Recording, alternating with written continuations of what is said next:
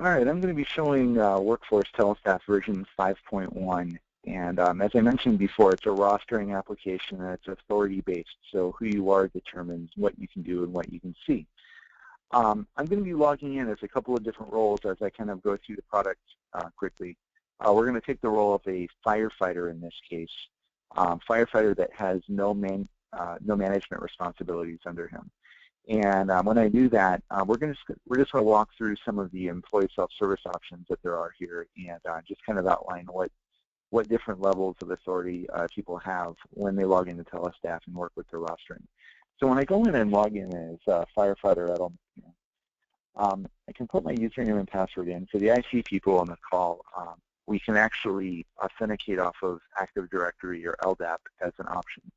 For everybody else in English, that means that you do not necessarily have to have a different user ID and password to log into the system. You could possibly share the same one you have with other applications. So as I log into the system, I can see here my dashboard. And when I look at my dashboard, I can see things that I care about the most, things like my upcoming schedule over the next couple of weeks.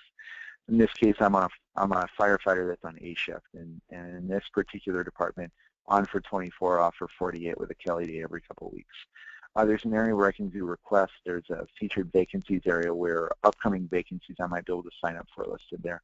We have an area where we can list paybacks as well. So if I split or I want to trade shifts with somebody that's on a different shift, I can do that. And I might owe them hours where I might need to reciprocate that trade. Well, that thing can be listed right here. And in this case, I owe Mr. Westermeyer here, I'm sorry, he owes me hours for time that was traded off recently.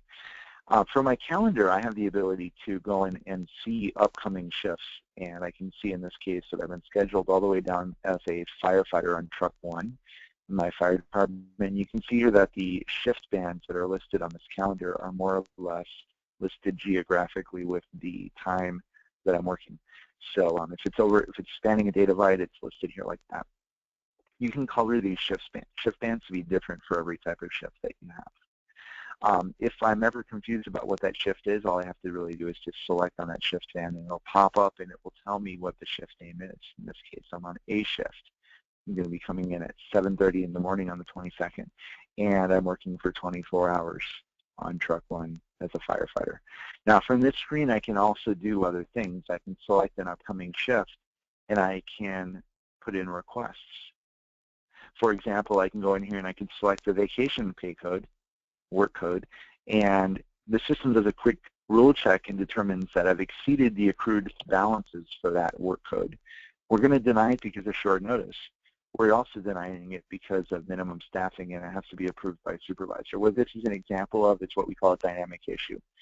Telestaff is a dynamic living roster. It's an operational tool more than anything else. I can go in and I can view my staffing. Or if I don't have access to see the staffing, at least I have intelligent decision-making that's going to allow me or not allow me to make a request. So in this case, I've gone in and I've tried to make a vacation request. I'm not allowed to make that type of request.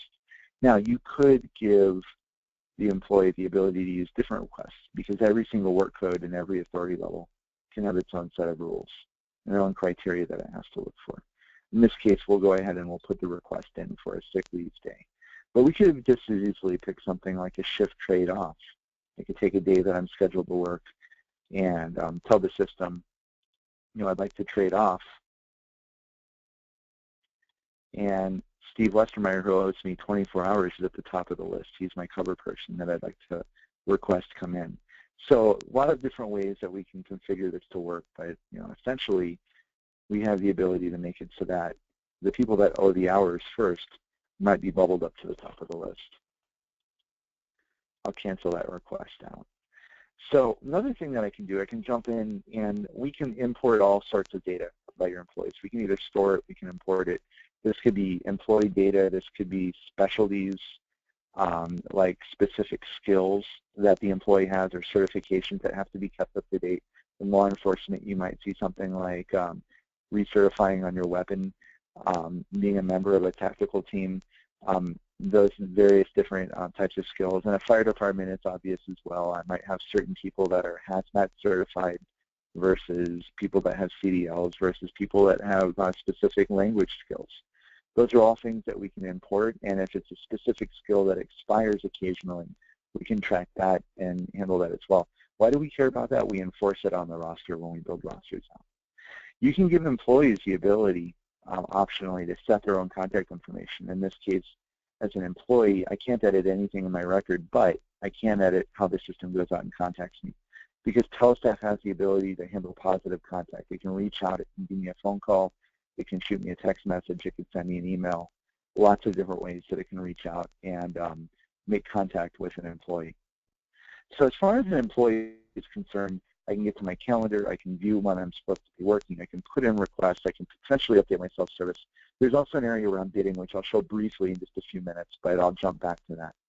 So let's move into the role of a staffer, and this would be a battalion chief or somebody that's looking after the schedule for the department. So when I log in as Captain Salazar, who's one of our officers, he can log into the system, and just like Firefighter Edelman, he has his upcoming schedule. He too is assigned to the A shift. You can see here that there's a request area at the top, and there's a request that's come in that he's responsible for approving. But just like Edelman had, you can see that certain requests could be made, and you can track the status of them. But aside from that, this is very much a very similar view that almost anybody would have right from the dashboard. In fact, the calendar view works exactly the same as any other employee, because this captain, just like everyone else, is an employee in the department as well. But he has access to go to the roster. From the roster screen, we have the ability to really look over who's doing what and where they are and what they're doing. So in this case, I'm looking at a subset of my department. I can see the C shift, and I'm looking at a couple of different stations as well as all the apparatuses. Now, keep in mind, we have the ability to be as granular as you want with this schedule, with this roster. I can get all the way down to the seat on an appliance or an apparatus, or I could just be more general and really just look for a number of employees scheduled to a particular station at any given time. Now, this view is very configurable, and you can set it to filter data from different sections of the database and of the user's authority level. You can see here that I've adjusted my view to give me a lot of my floater employees that are available. They're not necessarily assigned to an appliance, and it just has a slightly different view. You can determine what data is available on the screen, and you can filter down pretty much any level you want. You can also configure completely your own terminology. So, it could be the name of the appliance. It could be the naming convention of ranks. These are all things that we can handle, even your shifts. You're not locked into the shift sets that we have listed here in this demonstration. We have a lot of departments that use 10-14 shifts, 8-hour shifts, 45 shifts, a lot of different types. We've been doing this for about 20 years, as I mentioned before. So, and it's been almost exclusively in public safety, fire, police, corrections. So we've seen a lot of the various types of shifts that have come up there. Now, from this screen, I have the ability not only to view and manage the roster, but I also have the ability to very quickly deal with issues that would pop up on the schedule at any given time. So what I'm going to do is I'm going to go a few days out, and we're going to deal with a couple of problems on the schedule. We're going to go out to Thursday. And when I go out to Thursday, you'll notice that Firefighter Edelman's sick day request is here.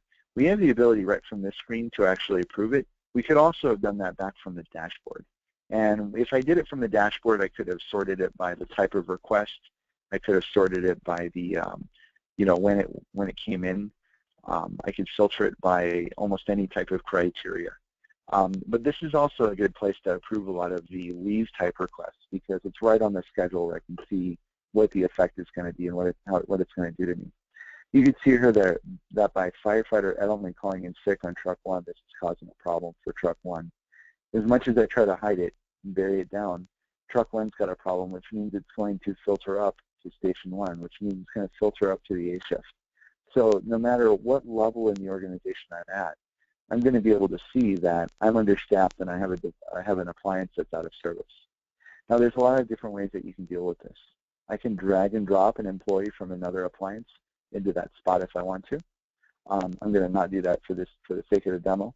Instead, I'm going to click on Fill by Rules. And when I click on Fill by Rules, Telestaff is going out and it's looking for everybody that's qualified and available, and then it sorts them based on the business rules of your department.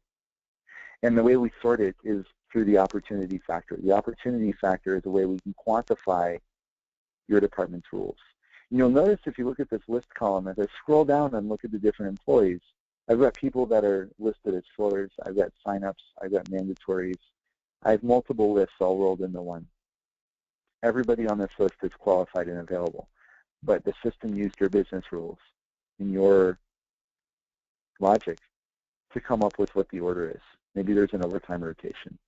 Maybe there's a rotation that has to do with equitable assignments to different appliances.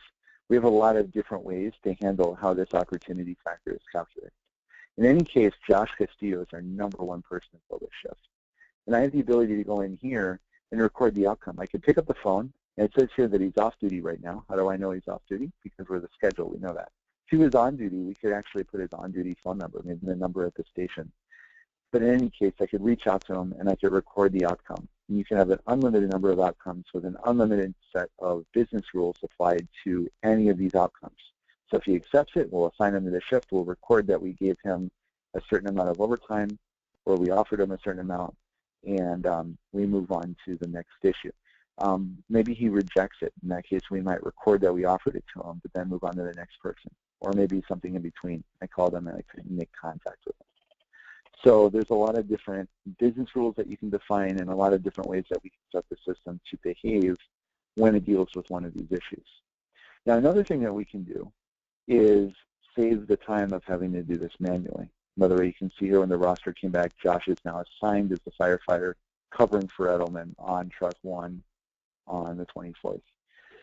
So there's another thing that we can do, and this really has more to do with automatically handling those vacancies when they pop up. We have the ability already, you've seen, to recognize vacancies. We have the ability to bubble all the vacancies or all the alarms up to one place on the screen. But what do we do if we have a lot of these and we don't have time to pick up the phone and start calling? This is why you want to automate. Well, Telestaff's got the ability to make it so that we can have the system handle the vacancies by itself. It will go out and it'll watch for those red vacancy lines, and then it will react, and it will make the offers, and it will make positive contact with the employee. Here's a quick example of what one of those calls sounds like.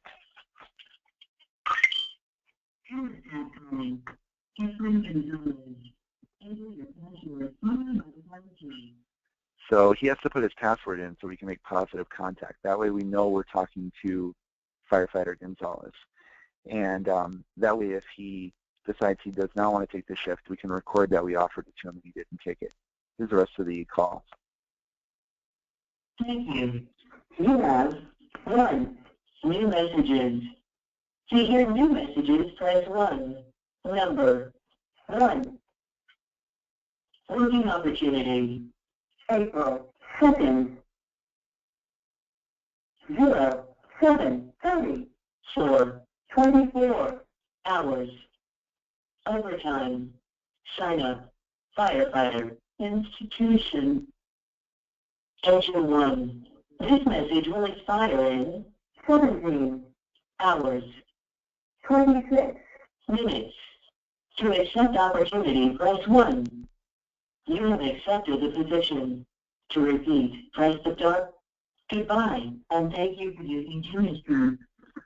All right, so Telestaff picks up the phone and it calls the employees in the order in which it needs to call them based on your business rules, and offers them the position or gives them the notification. And the context of the opening that we're trying to deal with determines how it behaves. So if we're trying to fill something that's a few days out, you might have a few hours to decide if you want to take the shift. If we're trying to fill something for tomorrow, you might have an hour to decide. If we're trying to fill something for this afternoon, it might take, it might give you no time to decide. We also have the ability to take a shift and split it in two. We see this very often in police departments where you might have something like a swing shift or a grave shift where we don't really want to bring somebody in for 8 hours if we can avoid it. So what we might do is just extend the previous shift 4 hours and extend the following shift 4 hours and have somebody stay late and another person come in early. That way we kind of spread the wealth on the overtime and not overly fatigue a particular resource by having them work a double. So it's a very configurable system. You can have it behave differently for different types of situations. Another common thing that we see both in really in public safety quite a bit, fire, police, even at corrections, would be the ability to do special deployments. This is where, if I'm in a fire department, maybe we're having some sort of an event where I need to bring in an additional crew, or maybe if it's a police department, I have special duty details that need to be staffed with appropriate employees. So in this case, I'm just putting in something very generic. We have a parade, and there's going to be a first aid tent at the parade. And we're billing this back to the city, so I can go in and I can put in information about this special detail. There's a city account code that I don't have to worry about somebody getting wrong on an overtime slip later. And then I would just go in and I would fill in the staffing that I'd like to have at this at this event. I can go in and I can say, give me firefighters that are paramedic trained. And when I do that, the system will look for that. I'll say, well, give me 3 people. In this case, I'm actually going to remove the requirement because I'd like to have a long list of people in my database. So I'll add the position. I've gone in, I've checked everything. We're going to have the A shift commander look after that group. We're going to put in the times that they work. We're going to have them come in at 9 in the morning and leave at 1 in the afternoon. So it's only a first aid tent. They don't need to be there that long. I hit the save button. IntelliStaff goes out and it builds out that particular shift. So on the 24th now, I now have an event that's been created that needs to be staffed with an appropriate employee. Now, there's a lot of ways I can fill this. I can go in and I can hit the Fill by Rules button. Another thing I could do is just go back to the dashboard. And if I go back and look at my dashboard, you'll notice that there's now featured vacancies. I have the parade first aid tent, and I need 3 firefighters to work that. At that point, an employee could go into their calendar and potentially sign up for that shift. And we could take all the people that signed up for it and bubble them up to the top and just do a fill by rules, or just tell the system go in and fill it, hit the outbound button. And then it would go in and it would find all the people that signed up for that event first and bubble them up to the top, and we'd fill it with them first. And then if we can't fill it with them, or we run out of signups, we just start working on the mandatory list. And the system can be even configured to just automatically assign the people that said that they wanted to sign up. And we'll just send them out a notification letting them know that they've been put on the list.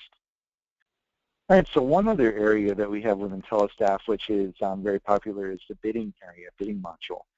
And within bidding, we have the ability to take something like a vacation or a shift assignment or even an overtime opportunity and make it available for people to sign up for, and then award that selection based on some sort of criteria similar to seniority. So in this case, if I wanted to bid out something like annual leave, I could do that in one place. And we have 2 different methods of doing this. One would be through what we call a queue method, and another way which is more preference-based. And in this case, everybody here on the list is in line, and right now, one of my employees has the opportunity to go in and bid for the vacation time they'd like to take. Well, in this case, they're on a specific shift, so they're only allowed to bid for the shift they want. And in this case for firefighters, we're bidding on a tour. Now, I see very frequently in other areas like police, corrections, you might be able to bid on specific days, or maybe we're going to limit you to only bid on specific months. You have a lot of flexibility in how this is set up. So essentially all I have to do is go in and select the bids that I'd like to take, hit save, and we can move on to the next person. Now, just like the rest of this user interface, we have this configured so that it's mobile friendly. So anywhere in the application that I'm working, I have the ability to spread out the screen and squeeze it into a mobile size screen. And you can see when I shaped it more or less like my iPhone, a lot of the icons disappeared and it became more of a mobile friendly user interface. This would work on any screen, but I just like showing it from here because an employee, when they put their selections in, does not even really have to be in the office. They could do this right from their mobile device. So another type of option we can do, another type of bid would be for something like an open position. But you could do the same exact technique for vacations as well. And this would be what we call a preference auction. In a preference auction, you can go in and everybody is allowed to log in at any time, and all of the options that are available to them are all there, and the employee just goes in and puts in preferences. So if these were dates, you could actually have individual dates. You could have weeks, and then you could say, this is my first pick, this is my second pick, this is my third pick, and that's really my first pick, and then we'll just make everything decrement by 1. But anyways, what we do is we let everybody go in and pick what's your first pick, second pick, third pick. You could set a maximum, minimum number of picks, and then when we close the auction out, the person at the top of the list gets their first pick. The next person gets their first pick if it's still available. Otherwise, you get their second pick. And you can have a full set of criteria around what an employee is allowed to pick, how many options are available, and you know, how everything gets awarded with full oversight. Everything gets logged into a you know, an audit log where it can be tracked later. One last thing I just want to mention real quick. Everything through setup is done through the web, through the application. Again, as I mentioned before, this is commercial off-the-shelf software. So you don't have to worry about painting yourself into a corner with customization. So, you know, all of your business rules are configured using, you know, items within the application and configured all within here. There's not a custom programmer hidden somewhere programming your department's business rules. So makes it very helpful. So going forward, if you have any questions, feel free to reach out. We're going to have a Q&A session now where we will allow you to ask questions, and we'll see if we can address them for you.